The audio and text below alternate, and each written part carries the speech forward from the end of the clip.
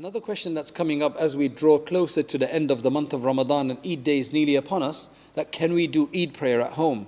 So the same answer, if you go back to our answer, that our response that we talked when we spoke about Jumu'ah prayer, the Jumu'ah prayer is not one of those prayers which are to be done in the home. It's against the spirit of the Jumu'ah prayer. Likewise, Eid is even a greater prayer. Now I know for some people, Eid is like, there is no Eid without the Eid prayer. In fact, some people only perform Eid prayer because they see that as probably one of the most important signs, to show that they're believers. Whatever the case may be for people.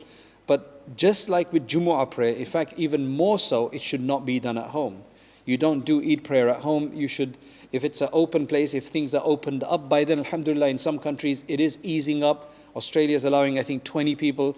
Norway is allowing 50 people. And that's as of now. And hopefully things will open up even more. Then if that's the case, then of course you can do Eid prayer in more open places, like in a hall, in a masjid, if that's going to be open, or in a larger park or something like that. Whatever the case is, but it should not be done in a home. That's just against the whole spirit of Eid prayer, right? Because Eid prayer is where you bring everybody together. It should be general permission and so on. So inshallah that should help. But again, if you can't do the Eid prayer, right, in a proper designated space for that, then just do some nafil prayer at home on that day. And we hope Allah subhanahu wa ta'ala will give us a wonderful blessing of Eid. Remember, the main purpose of Eid is that when we go for the Eid prayer, Allah subhanahu wa ta'ala, that's called Yawmul Ja'iza, right? There's hadith that make it very clear that this is the day of awards because of all the worship and efforts that a person has put in during the month of Ramadan. The day of the award giving ceremony is basically the Eid day in that morning,